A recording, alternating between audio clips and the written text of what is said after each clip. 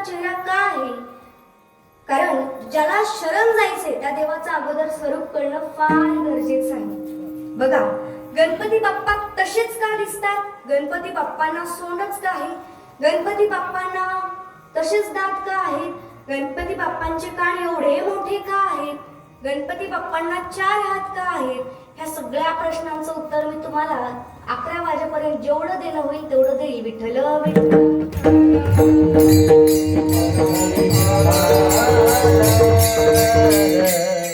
बघा, पार्वती माता बसलेल्या होत्या. त्यांच्या शेजारी जया व विजया ह्या दोघी त्यांच्या मैत्रिणी होत्या. मग आता मैत्रिणी म्हटल्याच्या नंतर मैत्रिणीला काय वाटतं? माझ्या मैत्रिणीचं भलंच झालं पाहिजे, तिचं काम अजून सोपं झालं पाहिजे. मग जया आणि विजया म्हणल्या, पार्वती, अगं पार्वती, कुठलंही काम असू दे, तुला अगोदर तुझ्या पतींना महादेवाला सांगावं लागतं. महादेवाला सांगितल्याच्या नंतर परत महादेव काय करणार? नंदीला सांगणार, म्हणे नंदी गणांना सांगणार आणि तुझं काम पूर्ण होणार. बाई पार्वती, आणि खरोखरच जर काही महत्वाचं काम असेल तर मग कसं करावं गं? एवढा वेळ लागतो म्हणे. पार्वती, आता आम्हाला असं वाटतं तुझ्याकडे एवढी शक्ती आहे, आधी शक्ती आहेस ना तू, तर तू काय केलं पाहिजे? तर स्वतःचा पुत्र तू स्वतः तयार केला पाहिजेस.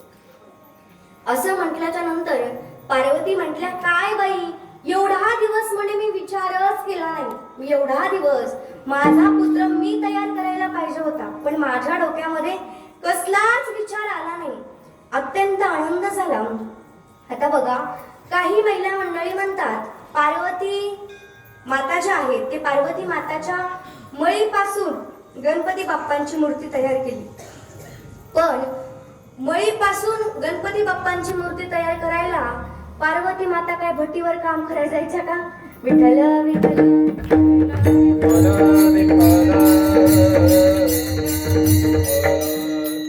भट्टीवर काम करायला जात नव्हत्या. पार्वती मातेने काय केलं होतं?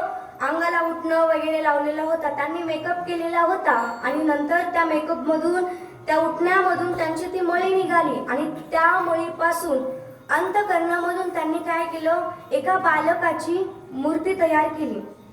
आणि मूर्ती पण तयार करत असताना त्याच्यासाठी गंगेचं थोडंसं काय केलं? पाणी घेतलं. आता बघा, बऱ्याचशा महिलांना प्रश्न पडतो की आपल्या घरी येणाऱ्या ज्या लक्ष्म्या असतात, आज लक्ष्म्यांची स्थापना आहे ना, लक्ष्मी आपल्या घरी येते ना, आता त्या लक्ष्म्या म्हणजे सिद्धी आणि बुद्धी. गणपती बाप्पांच्या पत्नीचं सुद्धा नाव काय आहे? शिव महापुराणामध्ये सिद्धी बुद्धी आहे, रिद्धी सिद्धी नाही. विठ्ठल विठ्ठल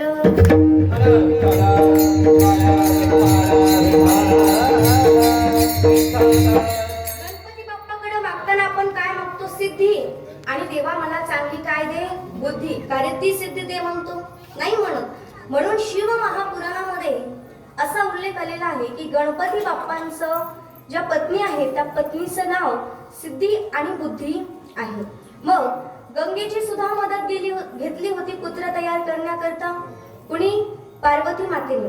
आणि सुंदर असा पुत्र तयार केला.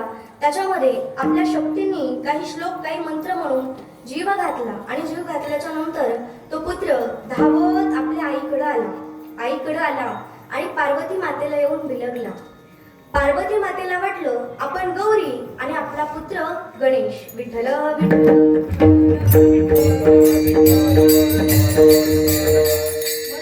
गणेश असं नाव पडलं. बघा, आपल्या घरी लक्ष्म्या येणाऱ्या त्यांना आपण काय म्हणतो? लक्ष्म्या आल्या. लक्ष्म्या म्हणजे कोण? गणपती बाप्पाच्या बायका. पण गणपती बाप्पाच्या बायका नाहीयेत. लक्ष्मी जी आपल्या घरी येते ती लक्ष्मी म्हणजे गंगा आणि पार्वती आहे. कारण पार्वती माता ज्यावेळेस गणपती बाप्पांना निर्माण करू लागल्या त्यावेळेस त्यांनी गंगेची सहाय्यता घेतली होती. गंगा कोण आहे? पार्वती मातेची बहीण आहे आणि बहिणीची मदत घेतली होती. कारण गंगेचं पाणी बनवण्याकरता पार्वती मातेनं घेतलेलं होतं. मग जे आपल्या घरी लक्ष्म्या असतात त्या कोण असतात? पार्वती माता आणि गंगा. विठ्ठल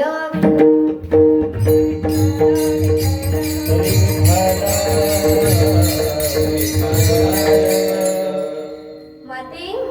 म्हणून गणपती बाप्पा जवळ वेळ गेल्याच्या नंतर पार्वती मातेने गणेश अशी हाक मारली. कारण गौरी पुत्र म्हणून काय म्हटलं पार्वती माता? गणेश असं म्हटला. म्हणे माते, काय आज्ञा आहे आपली? आपण काहीही सांगा. अगदी तुम्ही मला माझा जीव जाईल असं जरी काम सांगितलं ना तरी मी करण्याकरता तयार आहे. पार्वती माता हसली आणि म्हटला, नाही रे बाळा, असं काही काम सांगणार नाही. तू फक्त काय करायचं, मी स्नान करणार आहे आणि स्नान करणार आहे म्हणून तू काय करायचं, द्वाराजवळ जाऊन उभं राहायचं आणि आतमध्ये कोणालाही येऊ द्यायचं नाही. अत्यंत बाल गणेशाला आनंद झाला. गणपती बाप्पा पहारा करू लागले. इकडून तिकडं, तिकडून इकडं, इकडून तिकडं त्यांचं असं चाललेलं होतं. थोड्या तिथं महादेव आले. महादेव आल्याच्या नंतर महादेव म्हणतात, कोण आहेस तू बालका? मला आतमध्ये जाऊ दे. गणपती बाप्पा हसले आणि म्हटले, तुम्ही कोण आहात? महादेव, असा कोणीच नाहीये जो मला ओळखत नाही आणि तू मला ओळखत नाहीस. अरे, हे जे कैलास पर्वत आहे ना ते माझाच आहे. मी पार्वतीपती महादेव आहे म्हणे, मला आतमध्ये जाऊ दे. गणपती बाप्पा म्हटले, तुम्ही कोणीही असा, त्याच्याशी मला काही घेणं देणं नाहीये. मी तुम्हाला काही केल्या आतमध्ये जाऊ देणार नाही. काही केल्या गणपती बाप्पा ऐकेच ना. महादेव म्हणतात, अरे जाऊ दे, माझी पत्नी आहे. इतर लोकांना जाऊ देऊ नको आत, पण मला जाऊ दे, कारण मी पती आहे. मला माझ्या पत्नीशी भेटायचं आहे. पण तरी सुद्धा काही केल्या गणपती बाप्पा काही आतमध्ये जाऊच देईना. मग महादेव खूप चिरडले, खूप त्यांना राग आला आणि राग आल्यामुळं ते परत आले आणि आल्याच्या नंतर नंदीला सांगितलं, जा आणि तो जो पुत्र आहे त्या पुत्राला बाजूला कर. नंदी महाराज त्या ठिकाणी आले आणि आल्याच्या नंतर ते सुद्धा गणपती बाप्पांसोबत युद्ध करायला लागले. कधी गणपती बाप्पा नंदीला मारतायत तर कधी नंदी गणपती बाप्पाला मारतायत. असं करत करत गणपती बाप्पाने एक लाथ घातली आणि नंदी महाराज पलीकडे जाऊन पडले.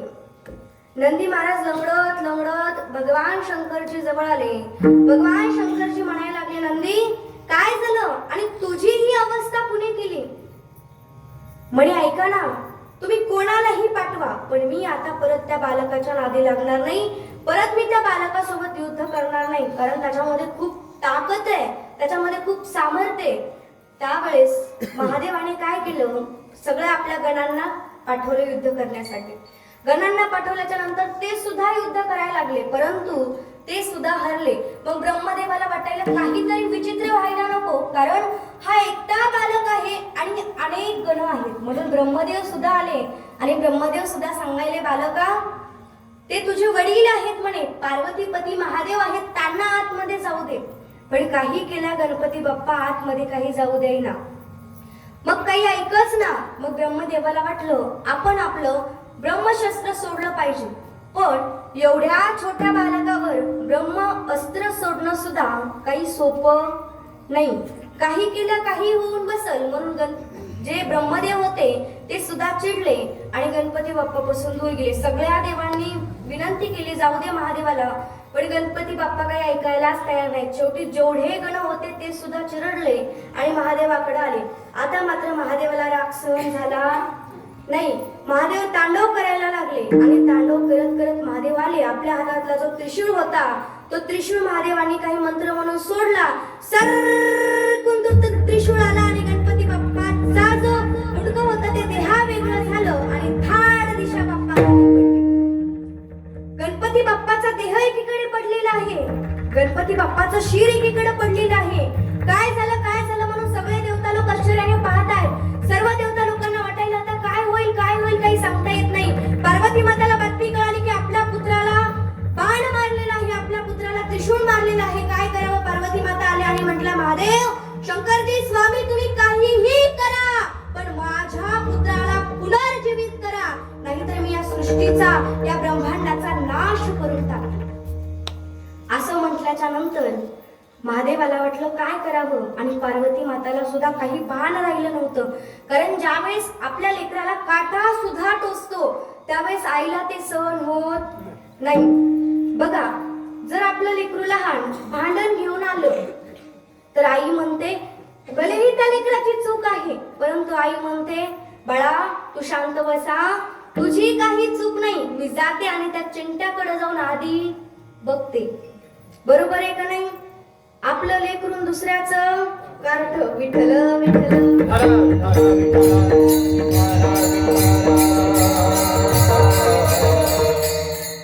मग बघा, पार्वती माता काही केल्या शांत होईना.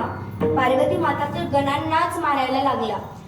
आता महादेव घाबरले आणि महादेवांनी सांगितलं जा म्हणे, आणि जाऊन तुम्ही काय करा, ज्या प्राण्याची आई त्याच्याकडं पाठ करून झोपलेली आहे त्या प्राण्याचं शीर घेऊन या.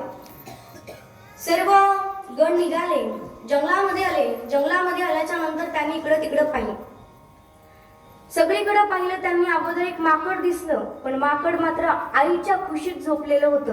मग महादेवांनी काय सांगितलेलं आहे, ज्या लेकराची आई त्याच्याकडं पाठ करून झोपलेली आहे त्याचं काय करा, शीर आणा, आणि ते शीर आपल्याला गणपती बाप्पांना बसवायचं आहे. थोडं पुढे गेलं की दुसराच प्राणी दिसला, पण तो सुद्धा आईच्या कुशीत झोपलेला होता. थोडं पुढे गेलं की नंतर मग खूप फिरल्याच्या नंतर हत्ती दिसला, आणि जो हत्ती होता तो हत्ती मात्र आपल्या आईकडं पाठ करून झोपलेला होता. गणांना अत्यंत आनंद झाला. त्यांनी हत्तीचं शीर घेतलं आणि हत्तीचं शीर घेऊन त्या ठिकाणी आले कैलास पर्वतावरती. आल्याच्या नंतर सर्व देवता लोक होते तिथं, आणि असल्यामुळं महादेवांनी काय केलं, ते शीर घेतलं, खाली ठेवलं, देहाला जोडलं, आणि जोडून काही मंत्र वगैरे उच्चारण केलं, आणि मग पुनर्जीवन गणपती बाप्पाचं झालं. गणपती बाप्पा उठले आणि आई म्हणून आपल्या आईच्या जवळ गेले. माता पार्वतीच्या अंतःकरणामधून, हृदयामधून आनंद अश्रू येऊ लागले. पार्वती मातेला अत्यंत आनंद झालेला होता की बाई माझा पुत्र वापस आला, बाई माझा पुत्र वापस आला. अत्यंत आनंद झाला. मग सगळ्या देवता लोकांनी काही काही वरदान देऊन टाकले. विठ्ठल विठ्ठल.